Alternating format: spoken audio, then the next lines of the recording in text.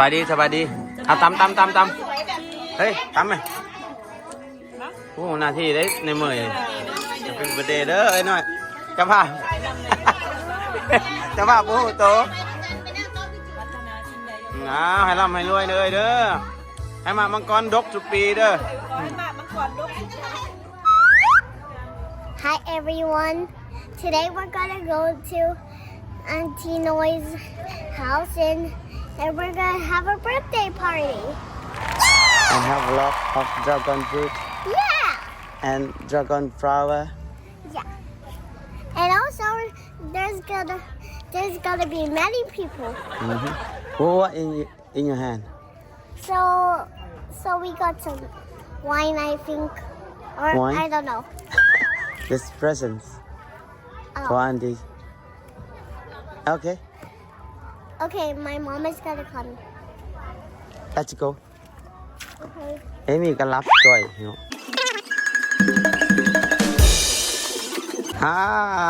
เป็นสุดดอกมังกรเป็นสุด3เลยนี่กำลังสิบานพี่น้องเริ่มบานแล้วดอกบานคำสบายดีเอ้ย ขอบใจหลายๆเด้อ สบายดี Happy Birthday เด้อ ดอกมังกรกำลังเริ่ม จังหวะงามถึกจังหวะขนาดเนาะกำไรเด้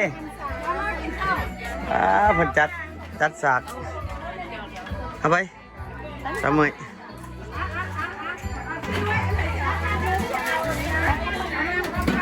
โอ้มักนี่สุกมักนี่ยังเขียวอยู่พี่น้อง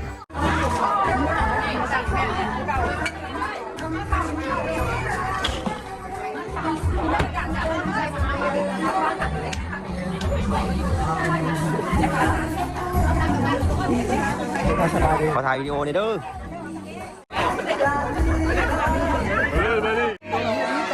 สบายดีจาน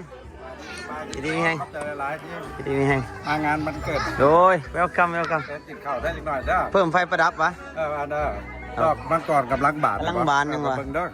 ดอกบานคำได้เด็กเมื่อแรงนี่มัน where's Amy อยู่เดียว Hi เจียงโกได้บ่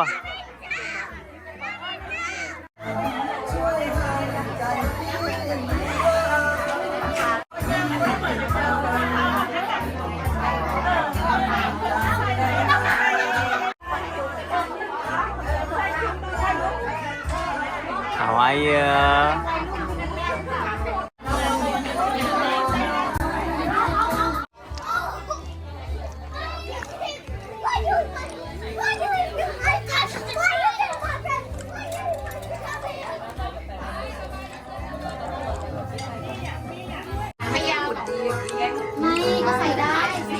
สบายดีเอาตำ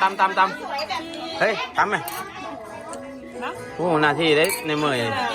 จะเป็นประเดเด้อไอ้น้อยจะพาผู้โตให้ร่ำให้รวยเลยเด้อ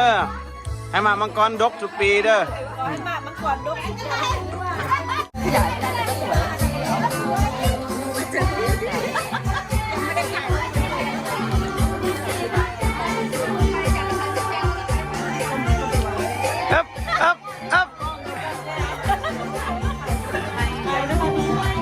โอ้ดอกมังกรกำลังบาน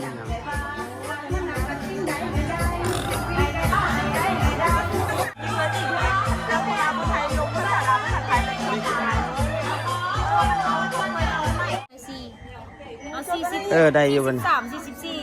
กันอยู่บนน้ำทางอยู่ Happy Birthday to me วิดีโอต้องเดียวนี่ละเอามาฉลองมันเกิดไอ้น้อยมาเนี่ยนะแม่นวะอ๋อ good congratulations เด้อเอามันมวนจะฉลองตอนหับได้ซะนะคุณกี่มีล่ะ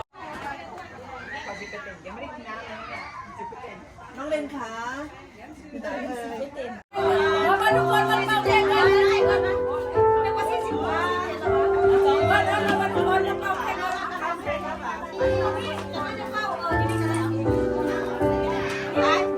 ไปสาวไปสาว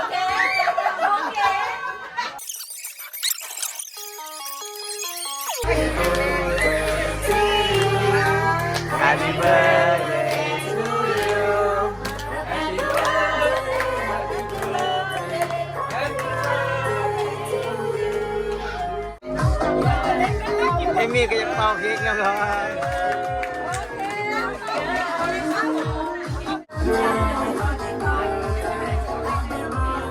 เอมี่